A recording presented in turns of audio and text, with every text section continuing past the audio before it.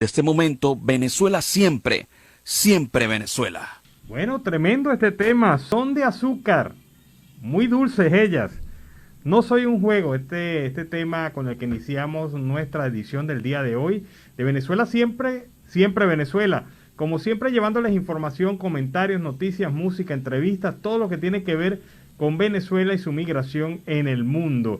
Esto lo hacemos con mucho cariño y mucho respeto a través del 1400 AM de La Voz de la Gran Colombia. 1400 para los que quieren modernizar el dial. Pero ahí está. Por cualquiera de los dos llega hasta este programa que lo transmitimos de lunes a viernes y hoy es viernes, Nancy. Y el cuerpo lo sabe. Y por eso que empezamos con ese tema salsero sabroso para la tarde de hoy.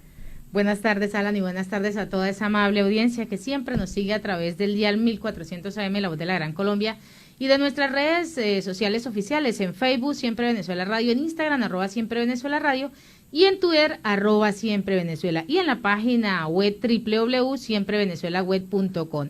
Saludar en el control máster al señor Víctor Márquez y en las redes sociales Alex Meneses, Alan Peralta con registro nacional 0715 y quien les habla, Nancy Pacheco, con registro nacional 0713 del Colegio Nacional de Periodistas Seccional Norte de Santander. Bienvenidos a una emisión más de Siempre Venezuela, Venezuela es noticia. Bueno, y la noticia de hoy en la mañana ha sido sin duda alguna el acto de beatificación de José Gregorio Hernández.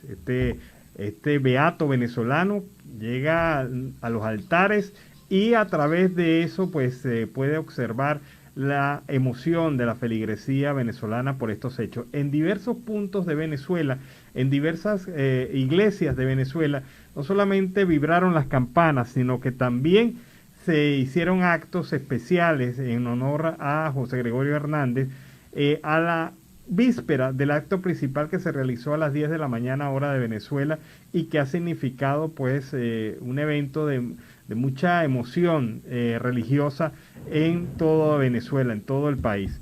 Pero también, por otra parte, Nancy, esa transmisión estuvo muy bella. Sí. Esta transmisión que, por cierto, la colocamos a través de nuestra página web, www.siemprevenezuelaweb.com. Allí tuvimos también esta actividad y ¿tú qué viste? Tú prácticamente viste casi toda la Sí, actividad. esa fue una celebración muy emotiva donde pues se da esta primera lectura que el Papa envía ese mensaje, donde el deseo del Papa en este momento de beatificación es el deseo de paz, el que las facultades de medicina puedan tenerlo como patrono de la medicina, donde también se pueda dar el apoyo en becas a esos estudiantes de medicina a través de un fondo que se va a manejar, Alan, dentro del mensaje que ha enviado el Papa y dentro de lo que ha podido decir el cardenal Baltasar, es poder darles una beca de apoyo a los estudiantes de medicina que estén a nombre del beato José Gregorio Hernández. Sembrar solidaridad, sembrar acciones. Y uno de los textos que más me llamó la atención y me gustó mucho fue: la ternura es el amor que se hace concreto, escuchar el grito silencioso. Este es el mensaje que el Papa estaba enviando y también el cardenal Baltasar a todo el pueblo venezolano, al gobierno venezolano, del cambio, de la transformación, que es el momento que el doctor José Gregorio Hernández empiece a realizar esas transformaciones. Bueno, y en nuestra página siemprevenezuelaweb.com, allí está un trabajo sobre las 7 curiosidades del siervo de Dios de José Gregorio Hernández. Cosas como esta. Al principio José Gregorio no quería ser médico, él lo que quería ser es abogado. Y fue la insistencia de su padre la que lo llevó a intentar la medicina, carrera de la cual se enamoró y este amor perduró a lo largo de los años. Fue profesor de la misma universidad en la que se graduó. Es así que después de retornar de sus estudios en París, en la Universidad de París, donde tuvo una formación de posgrado, José Gregorio Hernández entró a la Universidad Central de Venezuela para dictar cátedras de histología, fisiología experimental y bacteriología, o sea, términos muy avanzados para su época.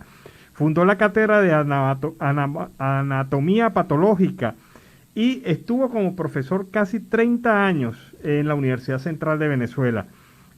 Hablaba 5 idiomas, Además del español hablaba francés, alemán, inglés, italiano y portugués, y por si fuera poco comprendía también el latín, o sea, era un hombre muy preparado.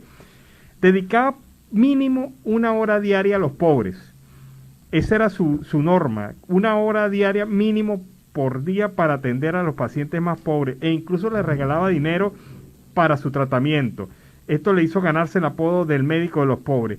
José Gregorio Hernández era médico de cabecera de Juan Vicente Gómez, pero Juan Vicente nunca le impuso ideas o criterios políticos algunos para que lo pudiera atender. Simplemente por el hecho de ser andino, Juan Vicente Gómez aceptaba a José Gregorio Hernández.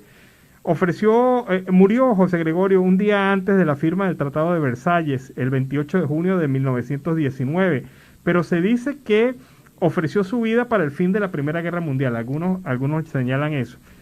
Y la muerte del siervo de Dios se debió a una fractura del cráneo, un tipo de lesión muy similar a la presentada por la niña Yatsuri Solórzano, cuya milagrosa sanación permitió la beatificación del médico venezolano. Estos son los hechos curiosos relacionados al beato, a José Gregorio Hernández, a partir de hoy llevado a los altares de las iglesias católicas de todo el mundo. Y dentro de esos hechos curiosos, Alan, en la misma historia, él estudiaba, era la parte de Derecho, pero él se iba a esconder porque los padres pues no permitían que estudiara medicina. Él se escondía en el sótano donde tenía sus libros y ahí empezó él a realizar esa pasión por la medicina. Ese fue uno de los grandes secretos de él para poder incursionar en la medicina.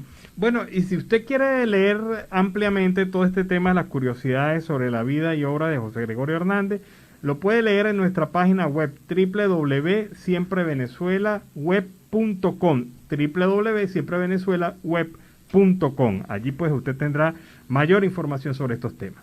Y en otras informaciones, Maduro recuperará su economía y entrará en la fase de prosperidad. Pues eso es lo que dice el presidente, y la cara que me hace, eso es lo que dice el señor presidente Nicolás Maduro. Explicó que este año, te veo y no lo creo, que este año la economía venezolana crecerá y llegaremos a 5 millones de viviendas. Eso es lo que ha expresado. Asimismo, también indicó que en el 10 aniversario de la Gran Misión Vivienda, pues aquí continuaremos. Las viviendas del pueblo hay que construirlas, así sea con las uñas.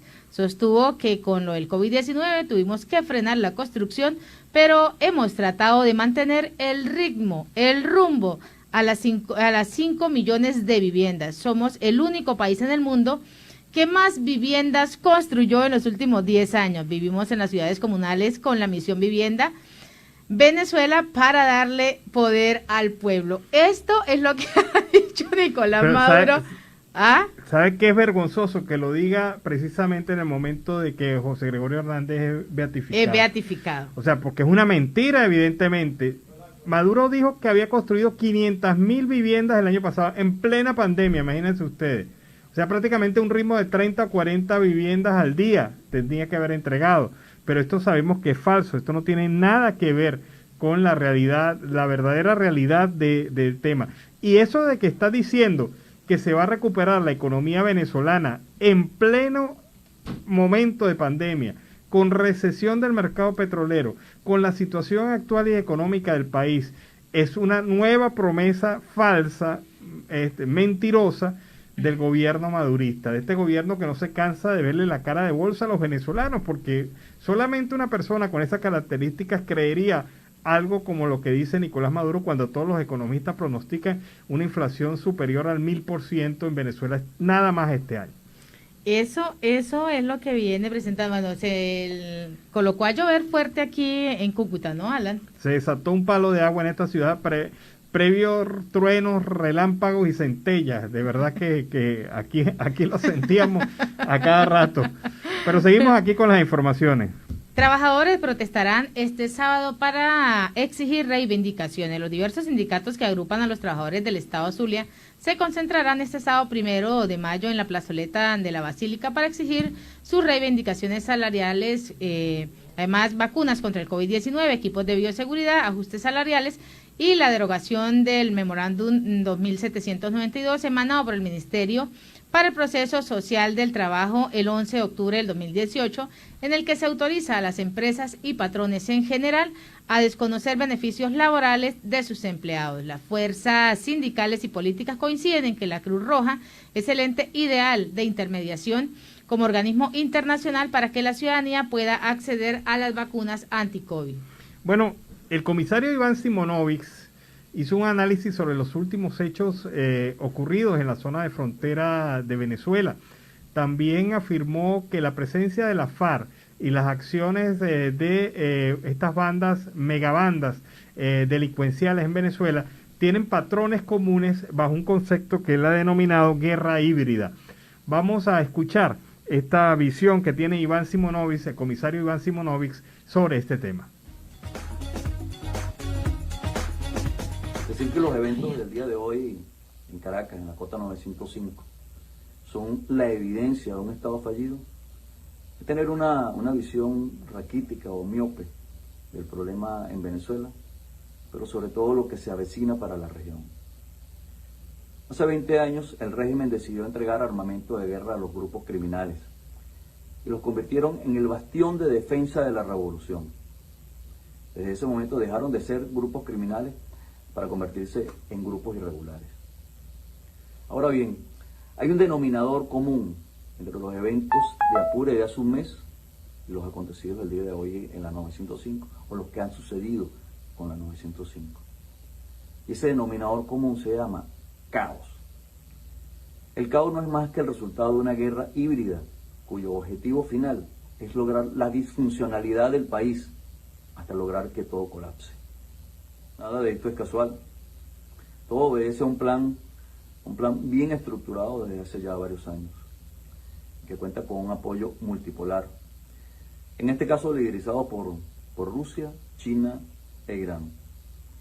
Estos países tienen sus intereses de una guerra asimétrica con los Estados Unidos, intereses financieros e intereses geopolíticos. El cáncer de la desestabilización seguirá avanzando en Latinoamérica, y la única forma de detenerlo es creando una coalición regional capaz de contrarrestar el avance de este movimiento, y de esta forma poder devolverle la tranquilidad a los ciudadanos y la paz a la región. Y al finalizar la tarde de ayer, la jueza de Deltamacuro, Lisgreana Palma, decidió que el defensor de derechos humanos en el Deltamacuro, Orlando Moreno, quedara detenido indefinidamente hasta cumplir los requisitos para la libertad bajo fianza. Queda arbitrariamente criminalizado, según Gonzalo Gimiop, director de la organización Foro Penal. Reclusión sería en el muy peligroso retén de Guasina, uno de los retenes más peligrosos de Venezuela, y llevan allá a un defensor de derechos humanos que no tiene ningún delito. No se le puede comprobar ningún delito porque él lo que estaba era buscando, recabando información sobre las víctimas del hecho del hundimiento de la lancha que iba con rumbo a Trinidad y Tobago desde Tamacuro. Él está investigando ese hecho, y por investigar ese hecho se le está criminalizando y se le está enviando nada más y nada menos que a un peligroso retén en Venezuela. Esta situación es la que se está viviendo en el país, y lamentablemente los defensores de derechos humanos se están viendo sometidos a ella. Y lloras en silencio y pides que todo salga bien. Así es como la pandemia afecta al personal de salud en Venezuela. Es bien sabido que la pandemia por el coronavirus pues llegó para desafiar al personal sanitario en todo el mundo, en este caso pues a los médicos, enfermeros y el resto de trabajadores de la salud de Venezuela, donde se les ha afectado con mayor saña. Todo el personal que labora en los centros asistenciales pues han tenido que atravesar innumerables experiencias para poder ayudar a sus diferentes pacientes. Con un reciente especial que fue realizado por La Voz de América, pues se pudieron conocer testimonios de algunas enfermeras que han estado en la primera línea de defensa en contra de la pandemia. A pesar de seguir las medidas de higiene y de bioseguridad y estar vacunados contra el coronavirus, Barrera comentó que el miedo nunca desaparece, pues al llegar a casa no puede bajar la guardia por temor a contagiar a todos sus familiares. Sí, que uno de los casos que se está viendo ahora con más fuerza, se está no solamente enfermando el médico o la enfermera o el enfermero o el personal de salud directamente, también se está infectando, se está enfermando en forma progresiva familiares cercanos a esta gente. O sea que el drama se convierte no solamente en un drama asistencial, sino en un drama familiar plenamente. Y los diputados de la Asamblea Nacional Legítima siguen con su gira por el estado Lara. Allí Oneiber Peraza, quien es uno de los representantes del Parlamento venezolano, uno de los diputados del Parlamento venezolano en legítimo, pues tuvo palabras en una intervención en la cual señaló que no es el momento para tener miedo, hay que seguir hacia adelante en esta lucha por el rescate de la democracia. Veamos entonces este video. Lo único que nos queda en este momento es seguir luchando hasta lograr la libertad de Venezuela. No es momento de rendirse, no es momento de desmayar, es momento de salir adelante. Tenemos que entender y conocer al adversario. El adversario lo único que le queda en este momento es control social. Lo único que le queda es imponerse por la fuerza porque perdieron la mayoría, porque perdieron el afecto y el cariño de los venezolanos. Y afuera no los reconocen.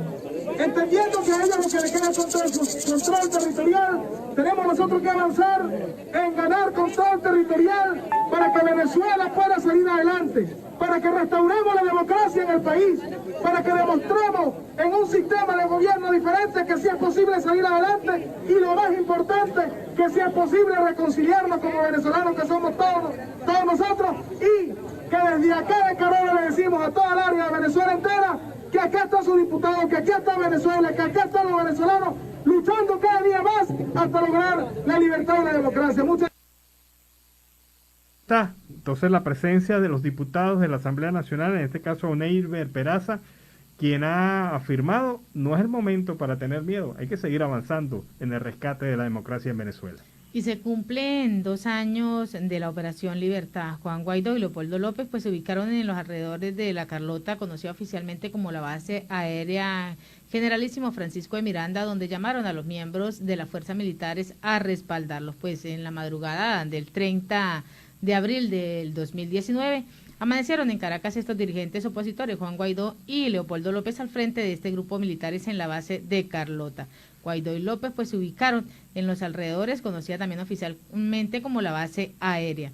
Minutos después de que Guaidó convocara a los militares, pues el presidente de la Asamblea Nacional de Maduro, Jorge Rodríguez, indicó que había puesto en marcha un operativo para desactivar lo que describió como intento golpista.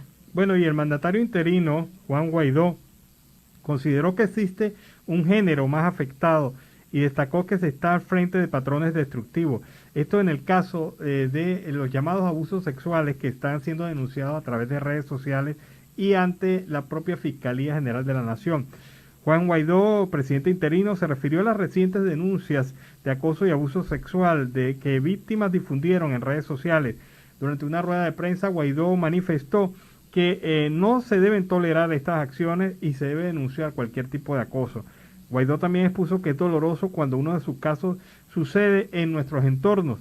Asimismo, el presidente interino consideró que existe un género más afectado y destacó que se está frente a patrones destructivos que han llevado a la normalización. Y antes de irnos a la pausa comercial y musical, vamos a leer y a saludar a nuestros cibernautas. Vamos a saludar a nuestro compañero Oliver Luyano, que está en sintonía en este momento, y a Edith de Negrete, quien escribe: buenas tardes desde Venezuela, y con un ja, la economía está creciendo desde el 2000 y no termina de crecer. Este hombre parece a Pinocho. Y en Siempre Venezuela siempre vamos a una pausa comercial y musical. Tema, El amor de mi vida, con el grupo Galé.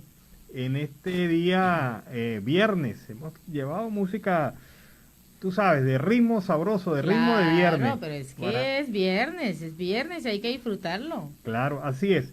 Pero vamos a pasar a otro tema no tan agradable. Es el tema de el suicidio de Willie McKay. Willie McKay, escritor venezolano, se suicidó ayer en Buenos Aires.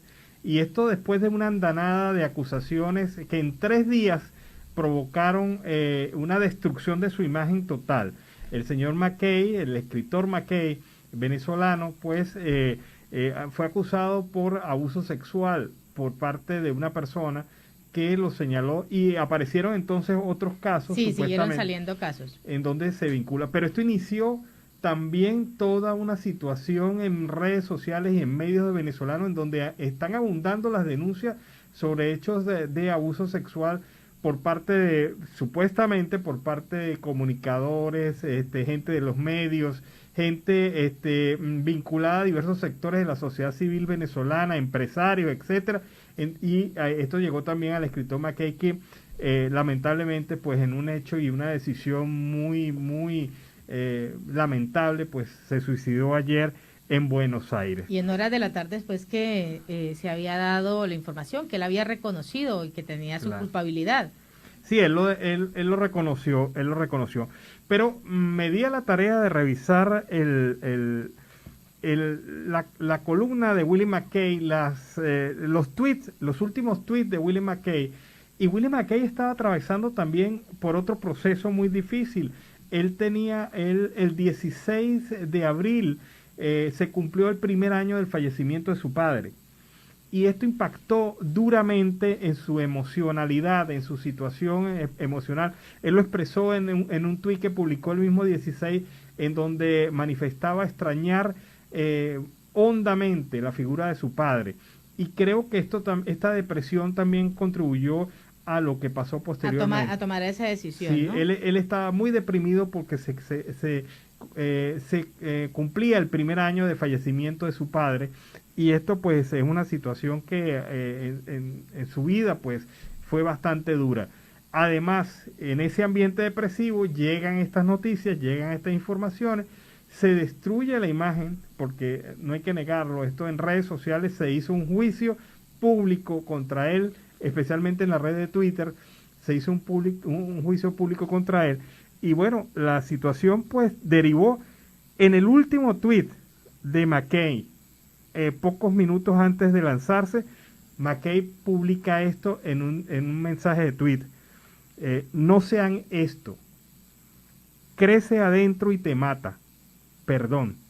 Y luego, este es el último tweet que escribió McKay, y en un mensaje póstumo, dejó un mensaje póstumo. Él se encontraba muy avergonzado, muy apenado por lo que hizo, y allí pues lo manifiesta. Pero esta situación de McKay, que es una situación lamentable, muy personal, y sobre todo hay que darle apoyo a las víctimas que pudieron ser de él, porque definitivamente hubo personas que fueron afectadas por su actuación. Esto ha sido aprovechado por el Ministerio Público venezolano, por el fiscal general Taleb William Saab, que al encontrar una mina de oro en donde escarbar y en donde hacer acción política con el Ministerio Público, pues ahora le ha dado por perseguir a periodistas, a comunicadores, a personas de la vida y del ambiente público que no son afectas al chavismo, acusándolos de la misma cosa que se acusaba a McKay, de abuso sexual, de violencia de género, de ataques contra la mujer.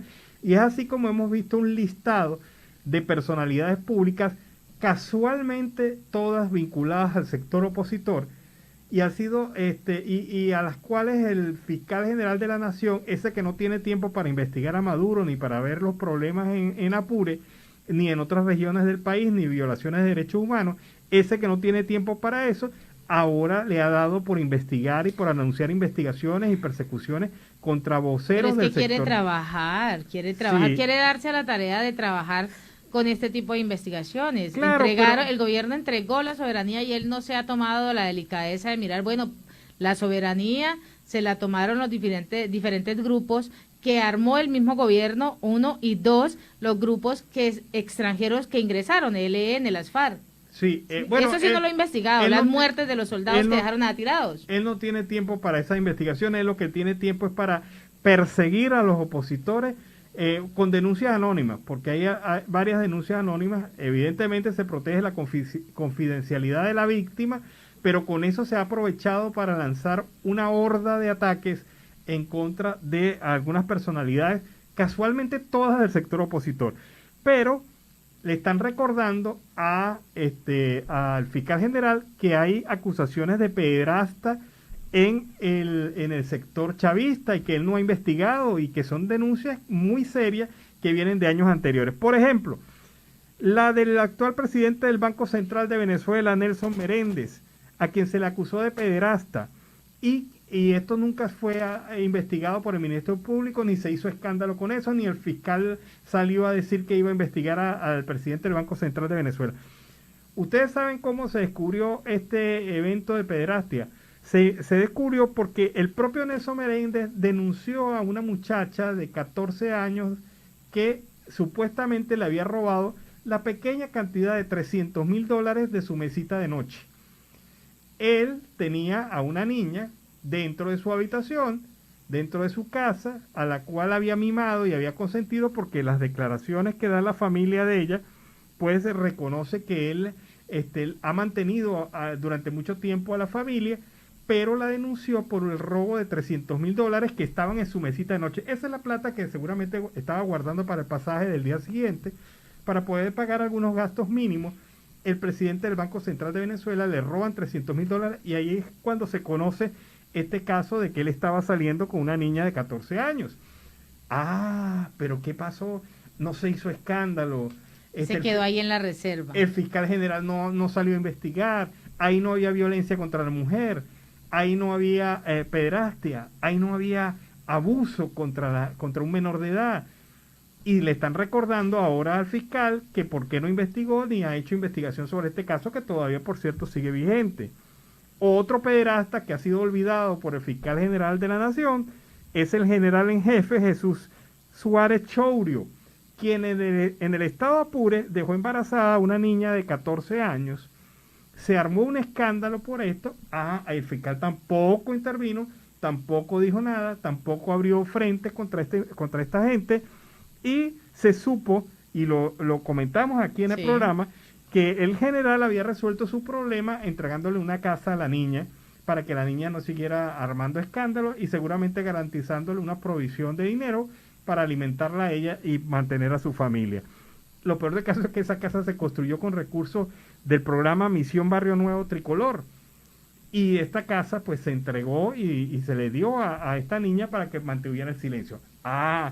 Pero el fiscal no tuvo tiempo de investigar esto, no se dio cuenta de esto, no armó escándalo por esto, y ahí no se violaron derechos de la mujer, no se violaron los derechos del niño, no hubo acción de pederastia, y ahí sí guardó silencio el fiscal. Entonces vemos que este es un fiscal hipócrita, totalmente hipócrita, que ataca a un sector de la sociedad cuando ve la posibilidad de enlodar la imagen del sector opositor, pero no hace lo mismo con su propio sector. Él debería ser el primero en investigar los casos de pederastia dentro del chavismo, es él mismo, para que de esta manera no se le endilgue lo que se le está endilgando. Investigaciones interesadas, manipuladas, controladas con objetivo de callar a voceros de la oposición que se están manteniendo en el país. El fiscal entonces nuevamente haciendo una payasería con este caso, pero no investiga lo de Maduro, el reconocimiento de actos de corrupción por parte de Maduro, no investiga las muertes en Apure, no investiga el asesinato de estos militares venezolanos, no investiga para nada lo que está pasando en la Sierra de Perijá, no investiga para nada la actuación de los grupos irregulares, bandas, megabandas que están tomando el control de Caracas sin que haya un parado por parte de la autoridad. Entonces, ese es el fiscal que tenemos en Venezuela, a ese es el fiscal al cual uno tiene que llegar cuando quiera hacer una denuncia sobre violación de derechos humanos. Y en otras informaciones, en Siempre Venezuela, Venezuela Siempre es Noticia, a través del dial 1400 AM, La Voz de la Gran Colombia, y de nuestras redes sociales, Francois Galletti, pues es el nuevo presidente de la Cámara de Comercio de Maracaibo. Asumió como nuevo presidente de la Cámara de Comercio de Maracaibo para el periodo 2021-2023 en el auditorio César Casas Rincón. Fue este jueves el escenario para el acto de juramentación de la nueva directiva, que quedó conformada por Alexandro Nanino en la primera vicepresidencia, por Diego Parli en la segunda vicepresidencia y por Dino Cafoncini de la tesorería. La juramentación de este nuevo equipo de directores de este organismo empresarial estuvo a cargo vía Zoom por el presidente F de Cámaras Nacional, Ricardo Cusano, quien deseó el mayor de los éxitos a la nueva gerencia que asumió las riendas de esta institución líder en el estado Zulia. Bueno, y la fiscal general en el exilio, Luisa Ortega Díaz, ha señalado que si se logra la movilización y la participación de más del 80% de los venezolanos, no habrá ninguna trampa que valga en ningún proceso electoral próximo a celebrar. Esto lo dice con el objetivo de promover la participación ciudadana en los próximos procesos electorales y sobre todo entendiendo que la oposición, según la visión de Luis Ortega Díaz, tiene la posibilidad de ganar estos procesos. Pero escuchemos su visión sobre este aspecto.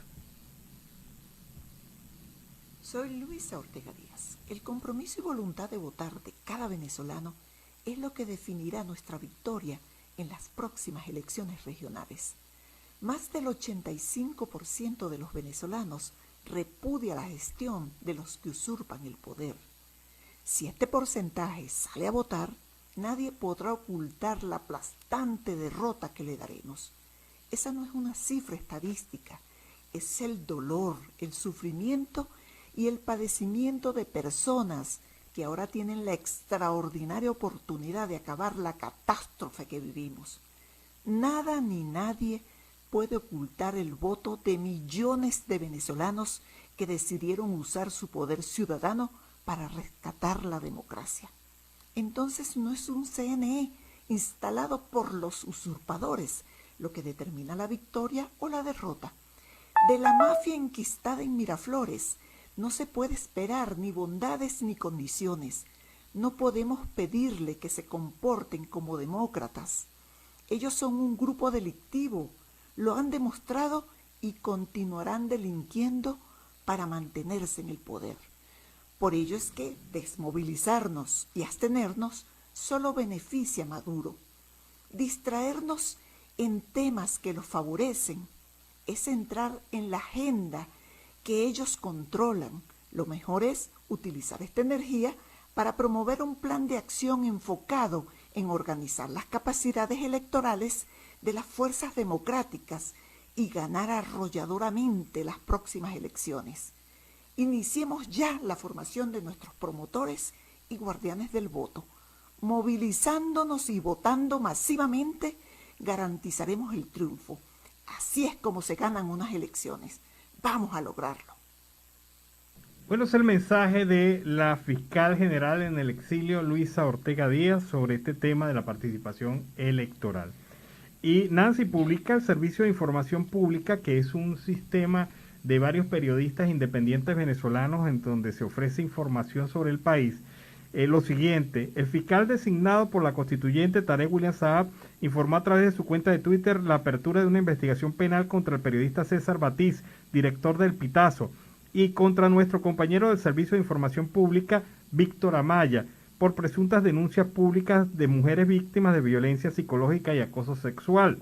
Creemos que hay un interés particular por parte de algunos organismos del Estado en desarrollar una campaña contra periodistas y medios, aprovechándose de las múltiples y dolorosas denuncias sobre abuso y acoso sexual realizadas por mujeres valientes en los últimos días en contra de músicos, escritores e influencers.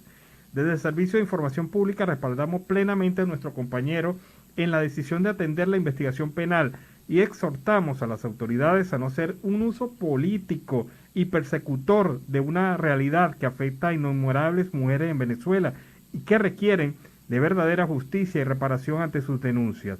Esto lo señala el Servicio de Información Pública de Venezuela. Y regresan entre el 30 y el 40% de desplazados de Apure. Lucas Gómez, gerente de Fronteras de Colombia, aseguró que entre el 30% y el 40% de los venezolanos desplazados que estaban en las zonas de Arauquita pues han regresado a sus hogares en Venezuela. A pesar de los diferentes enfrentamientos que se registran entre las disidencias de la FARC y la Fuerza Armada Nacional. Gómez también indicó que tras contabilizar 5.888 connacionales en Arauquita, la cifra total pues ha comenzado a disminuir de forma paulatina. Esto pues es lo que ha venido anotando Gómez. Sin embargo, no se especificó si estas personas pudieron haber tomado camino dentro de Colombia. Bueno, hay el acto de hoy, el acto de José Gregorio Hernández, de beatificación de José Gregorio Hernández, sirvió como una oportunidad para mostrar ese cariño y ese aprecio que el pueblo venezolano le tiene al beato. Entre las actividades que se realizaron, hubo una que me llamó mucho la atención, que fue la realizada por la diócesis de Maracay. Y esta diócesis de Maracay realizó este evento homenaje a José Gregorio Hernández un evento de luces de proyección de imágenes en el principal edificio de la ciudad de Maracay. Vamos a ver parte de esta actividad realizada durante el día de ayer.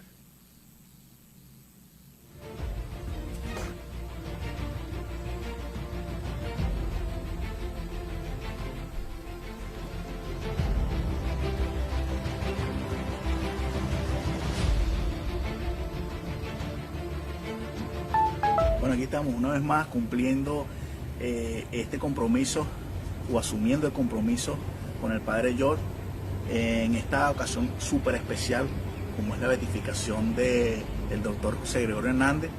Bueno, nos sentimos orgullosos que podamos hacer esto en un ícono súper especial de aquí de Maracay, que es la Torre Sindoni.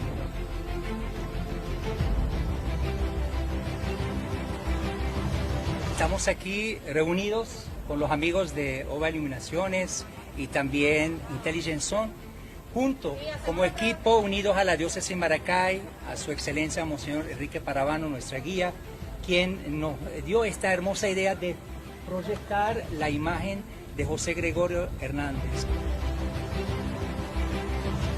Nos encontramos desde lo más alto de la Torre Sindoni, apoyando la iniciativa del Padre George con nuestra tecnología, alumbrando, dándole luz a Maracay, hoy celebrando la beatificación del doctor José Gregorio Hernández. El Papa Francisco ha firmado el decreto de su beatificación. Hoy queremos agradecerle a Dios por este día tan especial para todos los venezolanos. Agradecemos al Grupo Sindoni por permitirnos utilizar este ícono tan emblemático de nuestro estado Aragua, la Torre Sindoni, para poder reflejar esta imagen del José Gregorio Hernández.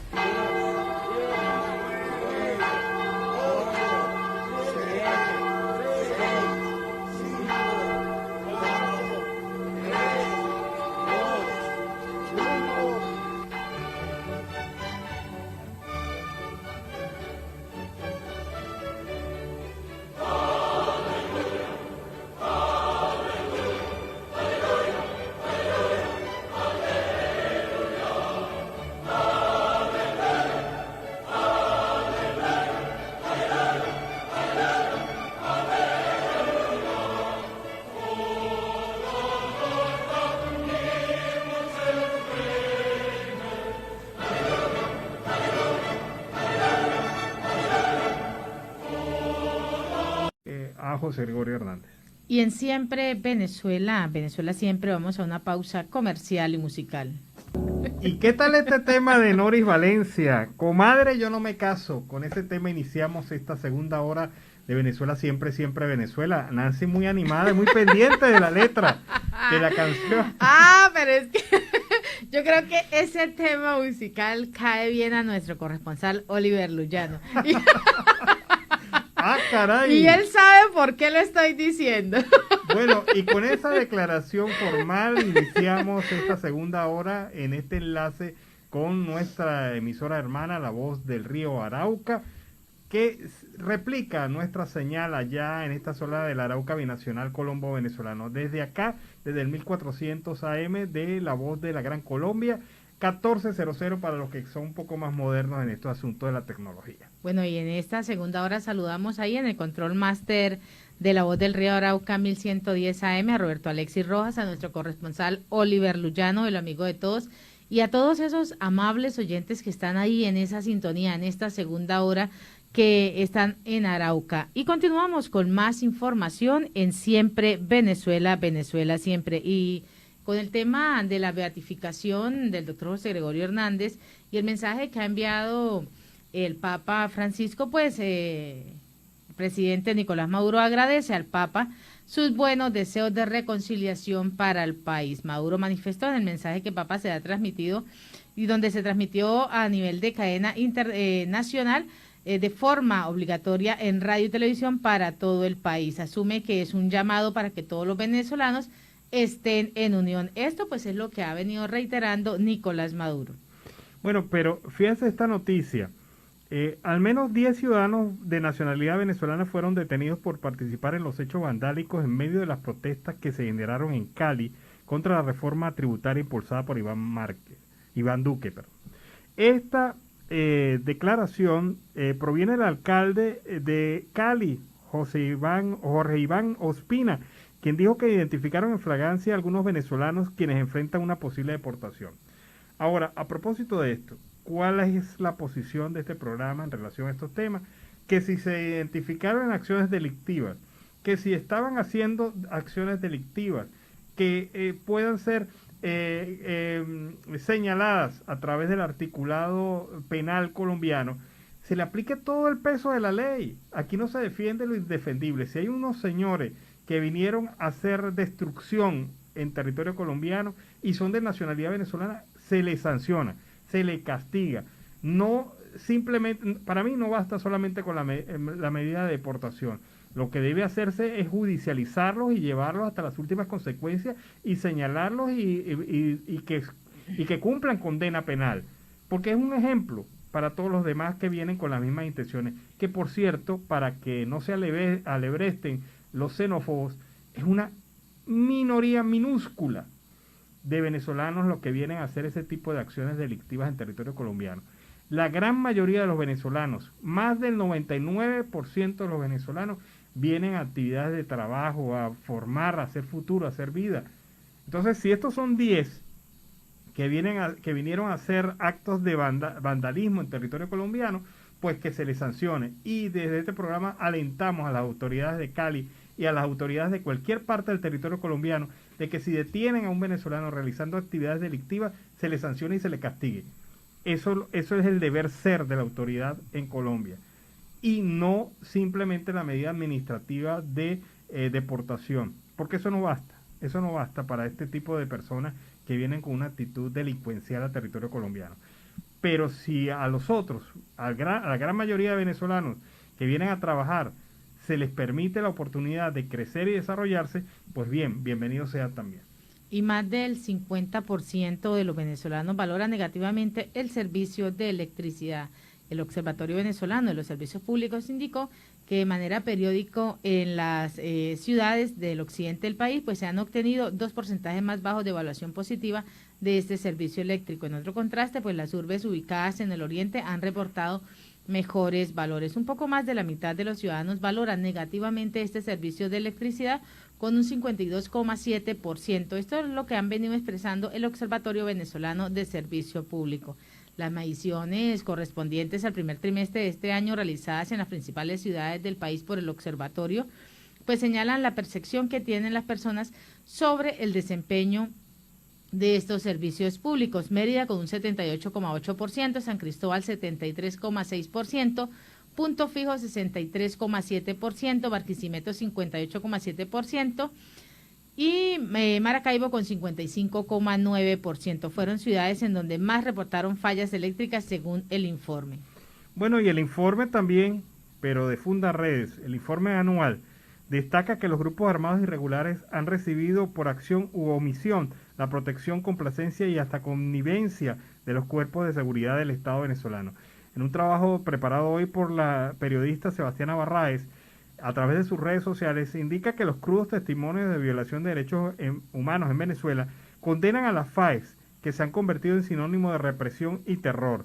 Afirma también que una persona que fue secuestrada en la frontera del Táchira en 2019 aportó su testimonio a Fundaredes relatando que mientras era movilizada entre San Antonio y Ureña hasta el lugar donde permanecería por más de 2 meses en poder de guerrilleros del ELN, sus captores conversaban amablemente con los uniformados en las acabalas de la frontera, mientras ella permanecía maniatada, amordazada y vendada en la parte trasera del vehículo. Esto es increíble. O sea, pasaron por las alcabalas, estaban los funcionarios de la Guardia Nacional y seguridad, ¿no? De otros cuerpos de seguridad. Bajaron los vidrios y atrás iba la persona amarrada, maniatada, así indefensa, al lado de los secuestradores, y estos secuestradores hablando con los militares. Mira, toma ahí para el café o algo así. Qué cosa tan terrible la que denuncia hoy Sebastiana Barraez. De historias como esta habla el informe anual que presenta la organización Fundaredes, en la cual destaca que los grupos armados irregulares en Venezuela han recibido por acción u omisión protección, complacencia y hasta connivencia de los cuerpos de seguridad del Estado venezolano. Es necesario, afirma Sebastiana, visibilizar Ejecuciones extrajudiciales bajo el manto protector de presuntos enfrentamientos. Fundarredes denuncia como denominador común para disfrazar afectaciones directas del derecho a la vida a cargo de organismos de seguridad del Estado venezolano. Un dato escalofriante. Solamente en el primer trimestre del año 2020 se produjeron 252 muertes en medio de supuestos enfrentamientos armados entre delincuentes y cuerpos policiales y militares. Manejo irregular del uso de violencia legítima, se señala que ese es el delito. El año pasado ocurrieron 555 enfrentamientos en la zona de frontera, donde perdieron su vida 855 personas. Y sigue así el reporte del trabajo preparado por Sebastián Abarray.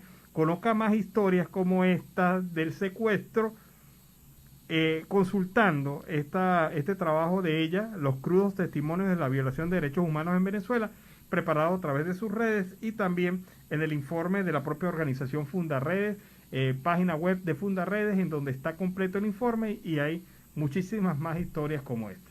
Y en Siempre Venezuela, Venezuela Siempre, vamos con el primer reporte de nuestro corresponsal Oliver Luyano, el amigo de todos. ¿Qué tal, mis amigos de Siempre Venezuela? Desde esta zona de frontera, desde Arauca, reporta para ustedes el amigo de todos, Oliver Luyano, guariqueño y de Saraza. Bueno, mis amigos, estamos acá constatando pues la situación de nuestros paisanos.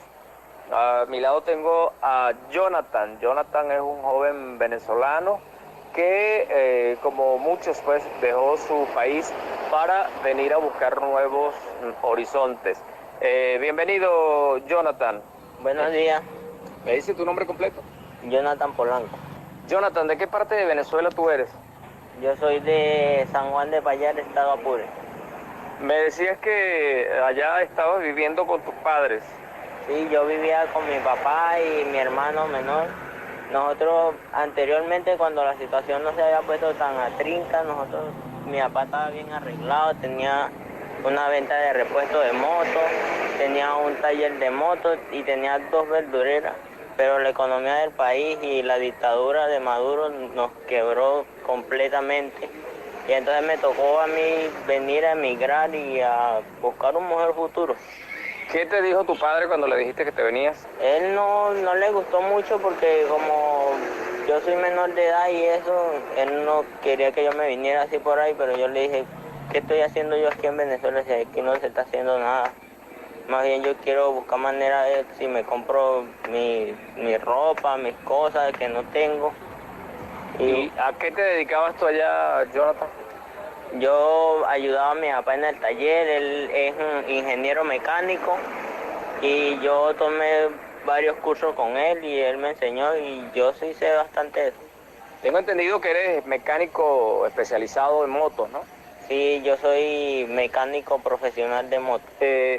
Allá en Venezuela estudiaste, ¿hasta qué grado llegaste? Llegué hasta 4 años. Porque ya la situación no da ni para comprar los útiles ni nada de eso. Tuviste que parar la parte de las clases por el problema de los útiles y bueno, que no había clases, ¿no? Eran virtuales. Sí, tocaba virtuales y como nosotros no teníamos ni celular ni nada de eso. Tengo entendido, Jonathan, que tú tienes también la nacionalidad colombiana. Sí, porque yo estuve viviendo en Puerto Carreño un tiempo y allá saqué nacionalidad colombiana, pero se me perdió en Venezuela. Se te perdió. ¿Y ahora qué piensas hacer acá? Bueno, a ver si consigo un trabajito en un taller de motos. Aquí mi amigo Ramón Leal con unos contactos que tenía me consiguió un trabajo y ya voy a empezar a trabajar, gracias a Dios. ¿Qué sueños tienes un joven de apenas 17 años en una ciudad que quizás nueva para él? ¿Con qué sueños te encuentras? ¿Qué sueños tienes?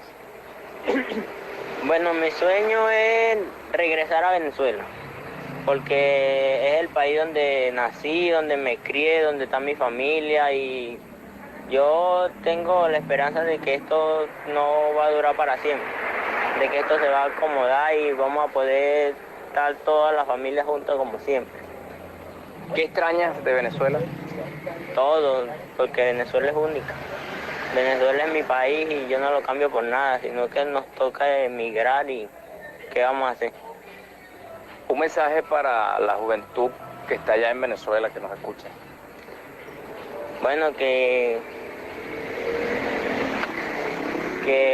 si les toca volar, emigrar como lo hago yo, que lo hagan, siguiendo sus sueños. ¿Aquí estás viviendo dónde?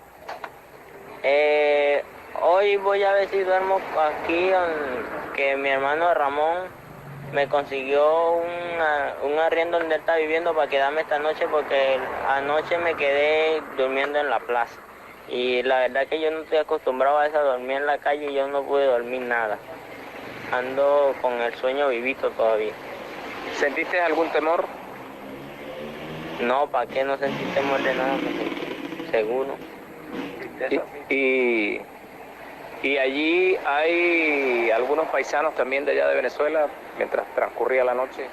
Sí, ahí se quedaron bastante gente conmigo que no tienen dónde vivir tampoco, que les toca vivir en la orilla del río, viven mal.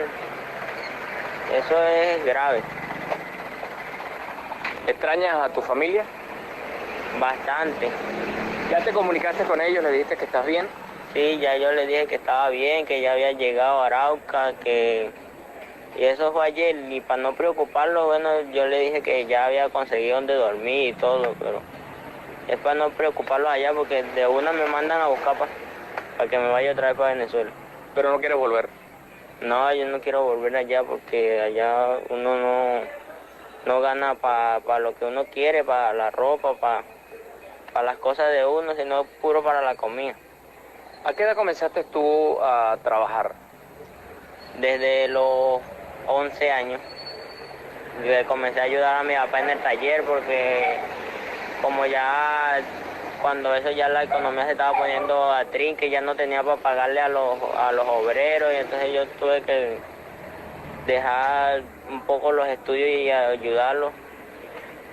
¿Qué decirle a los que hoy gobiernan Venezuela, que han llevado al país a esta situación donde muchísimos jóvenes y jóvenes con talento, ¿no? Tengo entendido que, como nos has explicado, eres mecánico profesional de motos, y así pues muchísima gente, ¿no?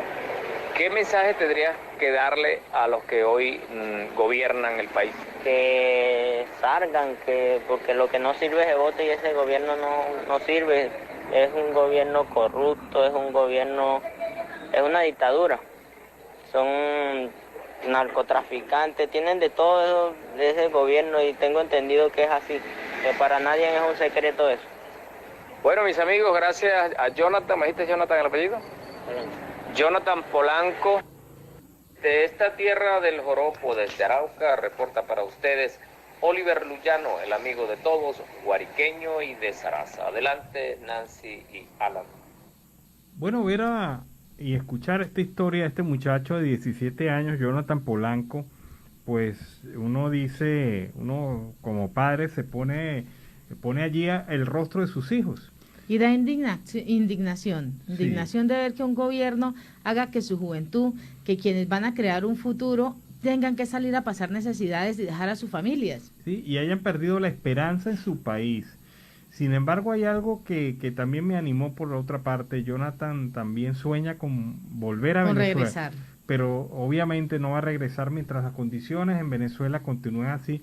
Mientras los jóvenes no tengan oportunidad para estudiar, para trabajar, para crecer como jóvenes, él no va a volver a Venezuela. Y se escucha un buen muchacho, una persona que no viene como esos malandros que llegaron a afectar la ciudad de Cali.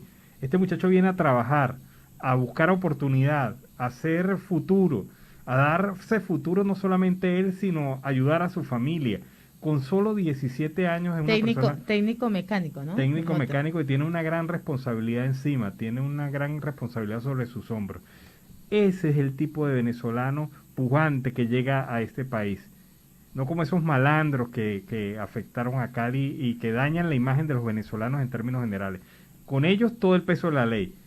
Con Jonathan, pues darle todo el apoyo del mundo y que ojalá pues le vaya muy bien en Colombia. Y en Siempre Venezuela, Siempre vamos a una pausa comercial y musical. Bueno, tremendo tema, me encantó, la monedita de real. Joseito Oviedo, de allá del Arauca, allá donde está la gente de La Voz del Río Arauca, llevándonos este tema sabroso, este joropo que es binacional, es integrador y bien sabroso. Se lo ha escuchado usted toda la mañana, le encantó la letra de ese tema musical. Claro, ¿no? Especialmente cuando le dice, mire mi amor, llegué aquí bien hediondo, pero no se vaya a molestar. Porque estaba trabajando, sí. Hay gente que tiene esa excusa. Sí. Así no trabaje. Seguimos en Siempre Venezuela, Venezuela siempre es noticia. Y proponen desestimar a venezolanos fondos confiscados por Estados Unidos. Pues los senadores de Estados Unidos, Tel Cruz y Marco Rubio, presentaron ante el Congreso un proyecto de ley que permitirá usar los recursos confiscados a personas señaladas de corrupción para atender al pueblo venezolano. La propuesta ha sido impulsada desde el 2019 por Carlos Beijo, representante en ese país del presidente de la Asamblea Nacional, electa en el 2015 por Juan Guaidó. La eventual aprobación de la norma permitirá tomar los activos incautados a individuos relacionados con el oficialismo que sean condenados por corrupción. Los recursos pasarían al Fondo de Restauración de Venezuela, que sería utilizado por el Departamento de Estado para contribuir a la democracia y a la sociedad civil venezolana. Bueno, y Julio Borges, encargado de las relaciones exteriores del equipo de Juan Guaidó, aseguró que en Venezuela hay un subregistro de casos y fallecidos durante la pandemia del COVID-19. En tal sentido, instó al gobierno chavista y a las autoridades sanitarias a brindar las cifras reales sobre el alcance del virus en Venezuela. Aseguró a través de su cuenta de Twitter que el gobierno chavista no contabiliza ni presenta a la ciudadanía las cifras reales sobre la pandemia. Para el dirigente de Primera Justicia, esta es una estrategia para ocultar la crisis que hay en el sector salud y la escasez de vacuna contra el COVID-19 en el país. En Venezuela hay este subregistro. El gobierno chavista ha confirmado 194.000 casos y 2.000 fallecidos por los embates de la enfermedad. Sin embargo, especialistas y dirigentes opositores alegan que dichas cifras no son reales y que la pandemia ha generado más contagios, mientras que en Venezuela solo cuentan con 880.000 vacunas contra el virus. Y en Siempre Venezuela, Venezuela siempre, vamos con el segundo reporte de nuestro corresponsal Oliver Luyano, el amigo de todos. ¿Qué tal, mis amigos de Siempre Venezuela? Desde esta zona de frontera, desde Arauca, reporta para ustedes el amigo de todos, Oliver Luyano, guariqueño y de Zaraza. Bueno, mis amigos, estamos aquí constatando y compartiendo con nuestros paisanos venezolanos la situación que vivimos y buscando esas historias de nuestros hermanos que, como muchos, hemos venido en busca de mejores horizontes, de mejor porvenir para la familia, para los que estamos aquí, para los que están allá también. Aquí tengo a Fabiola Vázquez, ella es de allá del estado Carabobo, de Valencia. Fabiola, bienvenida a Siempre Venezuela. Hola, buenas tardes, muchas gracias. Cuéntanos, Fabiola, ¿de qué parte de Carabobo tú eres? Estado Carabobo, Valencia, específicamente La Isabelica. ¿A qué te dedicabas allá en Valencia? Estudiante de enfermería. ¿Y qué pasó? ¿Por qué te viniste? El tema, situación país, o sea, empezó la crisis y pues decidí emigrar por un mejor futuro. ¿Cuánto tiempo tienes acá en Arauca? 5 o 6 años más o menos. ¿Por qué decidiste venirte a esta tierra? En busca de un mejor futuro, pues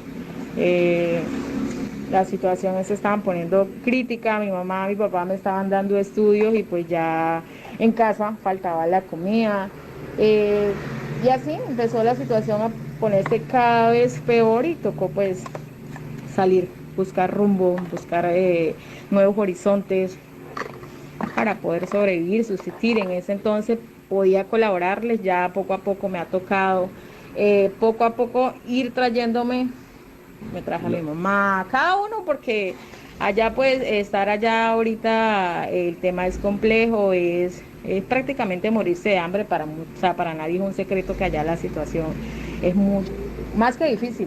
Entonces, ¿Quién te recibe aquí en Arauca? ¿Con quién llegaste? Yo me vine Estudiando conocí al que era en ese entonces mi pareja, en este momento no se encuentra con nosotros, está fallecido. Fue víctima de, ¿qué puedo decir? Delincuentes. De la delincuencia. De la delincuencia en Venezuela, y desde ese entonces pues yo decidí quedarme acá. Pues cuando a él lo mataron yo quedé en estado de embarazo. No ha sido fácil, pero acá estamos. ¿Tienes algún vínculo con la gente de Arauca, o sea, familia colombiana? Pues la familia de mi hijo, que es como mi familia, me han acogido, me han recibido, me han apoyado. ¿Tu esposo era colombiano? Mi esposo, sí señor, era colombiano, el papá de mi hijo, y nunca me han dejado sola, han sido mi apoyo en todo momento, y gracias a ello pues lo poco que tengo puedo decir que se lo debo a ellos. ¿Cómo fue tu situación acá? Vamos a decirla, ¿a qué te desempeñabas? ¿Qué hacías para vivir? Pues acá el tema es complejo. En el tema de la documentación nunca me pude legalizar. Ha sido bastante difícil el tema de la sobrevivencia, porque acá para trabajar toca estar legal. No me he podido legalizar. Y pues trabajé de mesera con mucha gente que me ha apoyado por el tema de que tengo mucho tiempo acá, me conocen, me han dado la oportunidad, y cuando pues ya solté ese trabajo porque me tocó dejarlo, limpiando casas, limpiando edificios, así he sobrevivido hasta ahora. Tengo entendido que tu hijo es colombiano, ¿no? No, es colombiano, sí señor, es nacido acá en Colombia. Tiene la nacionalidad, como te había dicho, gracias al decreto que sacó el presidente Duque, porque como lo legal, o sea, debería tenerla, pero acá es difícil. El papá obviamente está muerto. Cuando él lo mataron yo tenía 3 meses de embarazo. Han pedido una serie de requisitos que han sido un poco difíciles. A él lo mataron allá. Cuando nos trajimos el acta de función no estaba apostillada.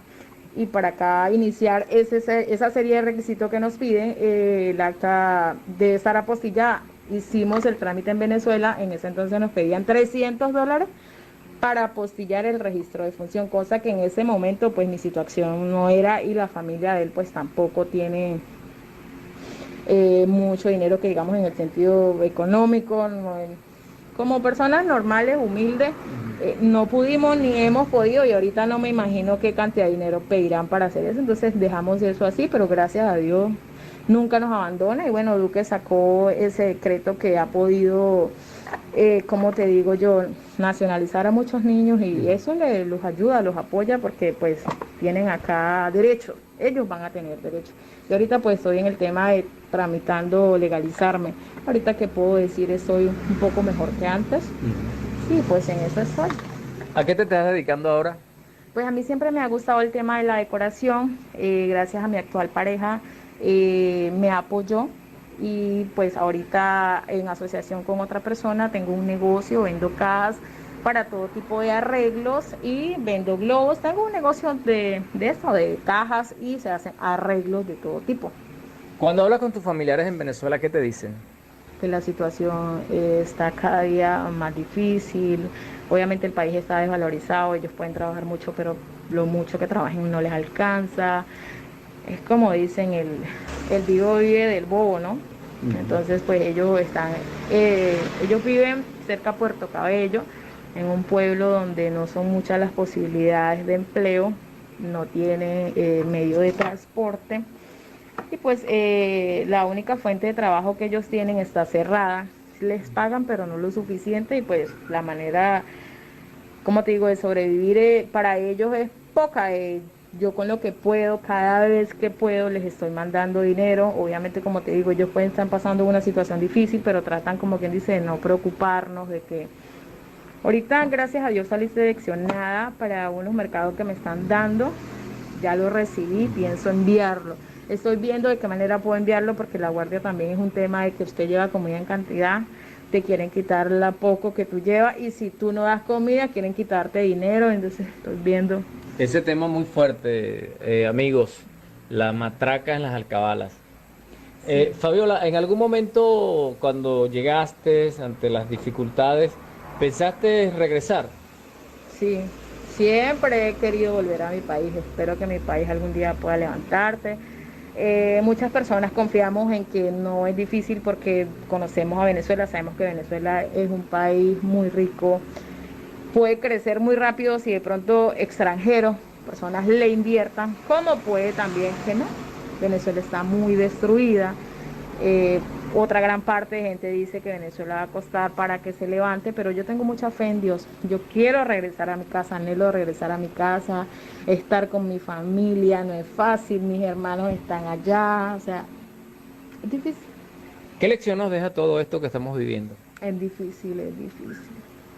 Migrar no es fácil, mucha gente piensa ay, uno lo poco que se gana, mira, se están dando la vida de rico, pero no sé. Es difícil. Bueno, Fabiola, gracias por compartir con nosotros tu historia. Muchas gracias a ustedes por este espacio que tienen para cada día comunicar y que no todos los venezolanos somos malos, porque muchas personas tildan de las mujeres son de que trabajan sexualmente, que pues uno tampoco debe juzgar porque uno no conoce los corazones de esas personas ni las necesidades. Otro que dice que todos son ladrones, no. Gracias por este espacio donde pues nos dan la oportunidad de expresarnos y que la persona que escuchan estos espacios sepan que hay mucha gente que se viene llena de ilusiones. Yo he querido estudiar, terminar mi carrera y acá no he podido, entonces pues gracias. Bueno, mis amigos, desde esta zona de frontera, desde Arauca, reporta para ustedes el amigo de todos, Oliver Luyano, guariqueño y de Zaraza. Adelante, estudio. Bueno, es una historia de emprendimiento, una historia de lucha, una historia de una ciudadana venezolana como cualquier otra, del pueblo, y que llega a Arauca y ha ido levantándose poco a poco y haciendo y consolidando su vida. Es una historia de esperanza también. Es la historia cotidiana de miles de migrantes venezolanos que se encuentran en territorio colombiano y que se encuentran en territorio latinoamericano haciendo esfuerzo por crecer, por desarrollarse, por llegar hasta nuevas metas y nuevos destinos. Seguimos con las informaciones. El ministro de Salud de la isla de Trinidad y Tobago, Terry de Lansing, detalló que la primera persona que ha dado positivo de la variante brasileña del COVID-19 es un migrante venezolano. La primera autoridad de la salud de este país no informó si el venezolano se encontraba en territorio de manera regular o irregular. Aseguró que la variante brasileña ingresó a Trinidad y Tobago por medio del flujo de personas que entran y salen de esa nación. Una vez que las personas se mueven, el virus se mueve con ellas. Una vez que las personas interactúan, el virus pasa de una persona a otra, se señaló del site, para explicar el ingreso de la variante P1 a Trinidad y Tobago. Las pruebas de la variante brasileña hasta ahora en Trinidad y Tobago se han realizado al menos 284 pruebas para detectar la variante brasileña del COVID-19 en su población. Por su parte, el senador Yansay Luchmedial del Congreso Nacional Unido aseguró que se sigue haciendo esfuerzos para aumentar el número de pruebas disponibles en el país. Y Eliod Abraham reconoce que Estados Unidos redujo su atención hacia Venezuela. El ex enviado especial para Venezuela opinó que tanto su país como Europa, Canadá y el Grupo de Lima deberían seguir presionando al régimen de Nicolás Maduro. Abraham, ex enviado especial de Estados Unidos para Venezuela, considera que el gobierno de su país redujo su atención hacia el país. Creo que el nivel de atención ha bajado. Es interesante, por ejemplo, que han nombrado a un representante especial para Irán, pero para Venezuela aún no. Esto pues es lo que ha expresado Abraham en una entrevista para el medio La Voz de América. Bueno, y el representante de Juan Guaidó en los Estados Unidos, Carlos Becho, advirtió que la pandemia de coronavirus en Venezuela es un problema global. El dirigente subrayó que se necesita el apoyo de la comunidad internacional para importar las vacunas contra el COVID-19 e inmunizar a los ciudadanos que están en la primera línea. El Centro de Comunicación Nacional reseñó las declaraciones de Becho, quien insistió en que se necesita un plan de vacunación creíble. Para lograr esto, consideró que hace falta el Fondo de Acceso Global de Vacunas COVID-19 COVAX, en sus siglas en inglés, y de las donaciones de los aliados, entre ellos Estados Unidos, para llegar y donar excedentes de vacunas. Estados Unidos, dado el incremento de su vacunación, puede estar en mejor condición para ayudar a dotar a Venezuela, como lo ha anunciado con otros países. Un mecanismo similar con el que ayudaron a México o Canadá, o lo están haciendo con la India. Le hemos planteado al gobierno de los Estados Unidos esta petición y próximamente podríamos tener una respuesta importante en este sentido. La pandemia en Venezuela es un problema global que requiere solución global. Y aseguran que Lucas Rincón recibió 7 millones por corrupción en Portugal. Una comisión derogatoria en un interrogatorio a un imputado y varios documentos pues han vinculado a Lucas Rincón Romero, embajador de Nicolás Maduro en Portugal, con una trama de corrupción entre el Banco Espíritu Santo y Venezuela, donde han recibido 7 millones de euros, según lo ha reseñado el diario El Portugués. Bueno, y ha llovido fuertemente en esta zona de frontera colombo-venezolana, en la frontera entre el norte de Santander y el estado Táchira, como también ha llovido muy fuertemente en la zona del Arauca. Los reportes indican que los pronósticos de lluvia se mantendrán durante los próximos días, y esto también ocurre en Venezuela. Las lluvias que se registran en Venezuela desde el pasado martes son producto de una vaguada con onda corta, según el Instituto Nacional de Meteorología e Hidrología. Y de acuerdo al organismo, las precipitaciones continuarán registrándose en las próximas horas en gran parte de Venezuela y por ende también en la zona de frontera. Las precipitaciones estarán acompañadas de descargas eléctricas y ráfagas de viento en las regiones centro-occidente, centro-norte costero, los llanos centrales, occidentales, Zulia, Andes, Amazonas y Bolívar. Los detalles de ese reporte meteorológico se encuentran publicados en la web del Instituto Nacional de Hidrología y Meteorología, INAMET. Y la crisis GROUP, la guerrilla colombiana, pues ha penetrado profundamente en el territorio venezolano. La ONG advierte en un informe que el conflicto en Apure pone en evidencia que las organizaciones criminales colombianas pues han sostenido alianzas con las autoridades del régimen de Nicolás Maduro. La guerrilla colombiana se ha penetrado profundamente en territorio venezolano y se disputa el control de los negocios ilícitos con criminales y elementos oscuros del Estado en la frontera. Esto es lo que advierte la ONG internacional Crisis Growth. En el informe publicado el pasado 28 de abril, señala que los conflictos entre las FARC y las FAN en el Estado Apure ponen en evidencia a estas organizaciones criminales que han tomado cada vez más fuerza en el país. Bueno, y el economista Ángel Alvarado ha dicho en un trabajo publicado en el portal descifrado.com lo siguiente: una familia de venezolanos necesita más de $18 o 51 millones de bolívares para comprar productos de una canasta alimentaria de supervivencia, es decir, no es la canasta completa, es para sobrevivir por lo menos. Esta cesta, que no incluye carne, está conformada por harina de maíz blanco, caraotas, aceite vegetal, pasta, azúcar, sardinas en lata, arroz blanco, bebida láctea y sal. Es decir, 9 artículos que apenas cubren el 60% de sus necesidades alimenticias. Pero para poder sobrevivir, la familia necesitaría $18 o 54 millones de bolívares. Si usted compara esos 54 millones de bolívares con el salario mínimo, se da cuenta que esto el salario mínimo es minúsculo. Eso sí es minúsculo para poder alimentar a una familia de 4 miembros. Por otra parte, Alvarado ha señalado que mientras la crisis económica y sanitaria por la pandemia del COVID-19 se prolonga, no hay constancia de que el gobierno de Nicolás Maduro tenga a los venezolanos en sus prioridades. Restringir la movilidad de personas sin ningún horizonte claro de vacunación, sin medidas económicas compensatorias, son señales de una gestión sanitaria donde la gente no está en el centro de la acción gubernamental, escribió el economista en un artículo de opinión. Pero también, por otra parte, está el hecho de que Maduro dijo que este es el año donde Venezuela va a ser una potencia económica mundial. Se va a reactivar la economía, va a ser un año de felicidad.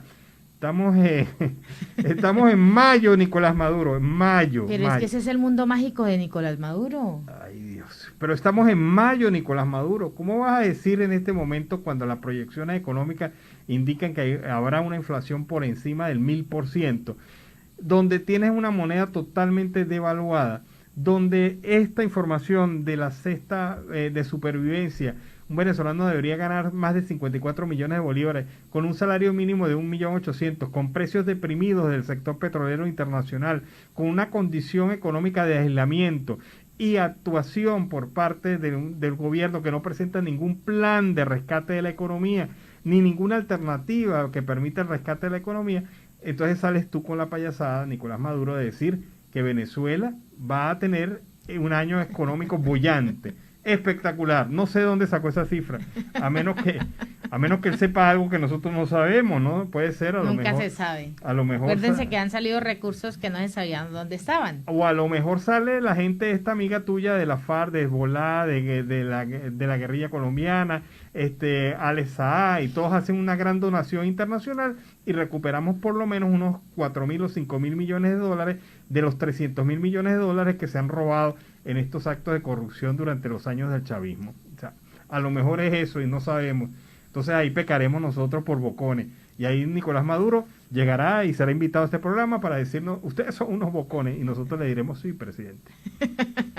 Y así hemos llegado al final de una emisión más de Siempre Venezuela. Venezuela siempre es noticia. A través del dial 1400 AM, la voz de la Gran Colombia, en nuestras redes sociales y de la página web. Síguenos en www.siemprevenezuelaweb.com. Agradecer en el control máster al señor Víctor Márquez y a Roberto Alexis Rojas, en las redes sociales a Alex Meneses, Alan Peralta con registro nacional 0715 y quien les habló, Nancy Pacheco, con registro nacional 0713 del Colegio Nacional de Periodistas Seccional Norte de Santander. Hasta la tarde. Hasta la tarde. Recuerden ustedes que estamos a través del 1400 AM de 5 a 6 de la tarde y también estamos en el triple enlace con Radio San José de Cúcuta y la emisora Aruba Estéreo 91.5 FM.